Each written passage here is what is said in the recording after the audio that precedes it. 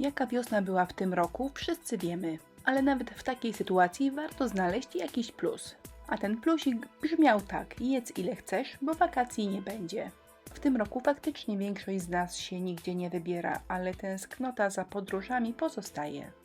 I z tego powodu popełniłam bardzo łatwe greckie pudełeczko. Nic odkrywczego, bo tego typu pudełeczek w sieci jest dużo, ale pomyślałam, tęsknię za wakacjami, mam i ja. Pudełeczko drewniane, naprawdę mocno postarzone. Zaczynam od pomalowania lazurem. Lazur to taka bardzo szlachetna bejca. A przewaga nad bejcą polega na tym, że jak już pomalujemy i wyschnie, to już nie można tego rozmazać. Taką powierzchnię bez problemu pomalujemy na przykład białą farbą. Natomiast bejcy na biało pomalować się nie da, ponieważ barwi farbę. Jednak jeżeli bardzo chcecie używać do tego projektu bejcy, to najpierw trzeba pudełko zabejcować, potem pomalować lakierem akrylowym matowym, a dopiero potem świeczka i lecimy na biało. No właśnie, i świeczka, ona jest niezbędna, jeżeli chcemy mieć na rogach i brzegach fajne zadrapania. Więc najpierw chwila zastanowienia, gdzie potem będziemy chcieli pudełko obdrapać, potem te wszystkie miejsca smarujemy świeczką, a następnie pokrywamy białą farbą akrylową. Jeżeli farba jest dobrze napigmentowana, wystarczy jedna warstwa białej, jeżeli nie, to trzeba będzie położyć białą dwukrotnie. A to jest przepiękny papier ryżowy, którego kafelki skradły moje serducho. Kafelki wycinam, pozostawiając brzegowe fugi, a następnie je przykleję. Klej do deku i lecimy. Najpierw posmarowałam spód, przykleiłam papier i wszystko klejem zasmarowałam od góry.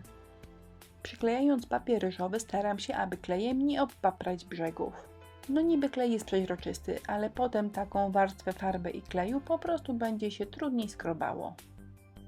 Dodałam jeszcze paseczek majoliki z przodu, wysuszyłam i teraz mogę skrobać. Do skrobania przydaje się jakiś grubszy papier ścierny, ja używam 180. Boki pudełka tylko obskrobuję i pozostawiam bez kafelek. I nie chodzi tutaj o oszczędność, a o to, żeby kafelki z przodu i u góry ładniej się prezentowały. Wiecie, normalnie, co za dużo, to niezdrowo. Na tym etapie całe pudełko z zewnątrz dwukrotnie lakieruję lakierem akrylowym matowym. Pudełko z zewnątrz zostało ozdobione i zostało mi tyle papieru ryżowego. A teraz ozdobię pudełko od środka, zacznę od postarzenia. Odrobinę bejcy orzechowej oraz białej farby akrylowej. Taką wybełtaną miksturą pobrudzę trochę środek. Chciałabym, żeby deski w środku wyglądały na stare i pasowały do moich pięknych starych płytek. Trochę się zastanawiałam, czy niebieski w pudełku jest nie za bardzo niebieski i czy nie przemalować go na granacik. Ale ostatecznie go troszkę postarzyłam i wydaje mi się, że kolorystycznie jest ok. A środek pudełka na bogato.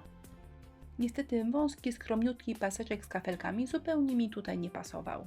Więc jeżeli chcecie odtworzyć ten projekt, potrzebne będą 2 arkusze papieru ryżowego. Żeby kafelki w środku wyglądały tak jak na zewnątrz, należy je podmalować białą farbą akrylową. Jeżeli tego nie zrobicie, może nie będzie wyglądało źle, ale ten biały, który jest na kafelkach, znacząco ściemnieje. Środek suszę i też 2 razy przelatuję lakierem akrylowym matowym.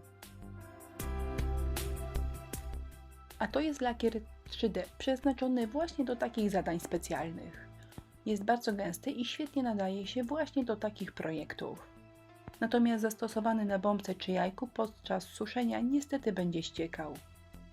Kafelki nabłyszczałam 2 sposobami. To jest sposób pierwszy, budżetowy.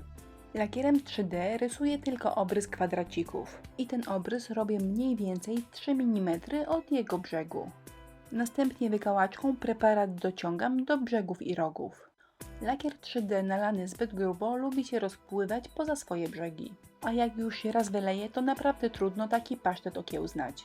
Z drugiej strony, jak dacie go za cienko, to zawsze można troszkę dolać.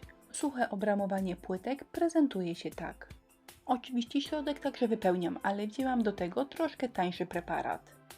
Teraz wystarczy wypełnić nasze rameczki i pozostawić do wyschnięcia. Jeżeli podczas wysychania preparat się trochę przykurczy, zawsze go można odrobinę dolać. Ta metoda nie daje idealnie gładkiej powierzchni, ale przy tak starej i rustykalnej pracy myślę, że to wygląda świetnie. Druga opcja, ale odrobinę bardziej kosztowna, to wypełnianie całej płytki lakierem 3D. Minus jest taki, że taka gruba warstwa lakieru potwornie długo schnie. Tak dokładnie ile to trudno powiedzieć, ale ja moje pudełeczko suszyłam ponad 6 godzin. A na koniec jeszcze kilka upiększających drobiazgów. Po pierwsze gałeczka. Wygląda elegancko i jakbyśmy chcieli, to zawsze można do niej coś dowiązać. Będą jeszcze nóżki i boczne uchwyty. Ale żeby pasowały do starego greckiego pudełka, muszę je troszkę postarzyć i pobielić. Zabrzmiało fachowo, a wystarczy to troszkę upaprać białą farbą, a następnie wytrzeć. A tak wygląda różnica między popapraną i niepopapraną nóżką. Rączki, które będą z boku, także troszkę pobieliłam, żeby pasowały do całości. Nóżki do pudełka przyklejam klejem na gorąco, natomiast uchwyty wstępnie przykleiłam, ale potem je jeszcze przykręcę. Gotowe greckie pudełeczko prezentuje się tak. Jak zwykle listę wszystkich produktów, które używałam w filmie, znajdziecie w jego opisie, czyli na dole. Wszystkim tęskniącym za podróżami dziękuję za uwagę, zapraszam do naszego sklepu i na inspirello.pl.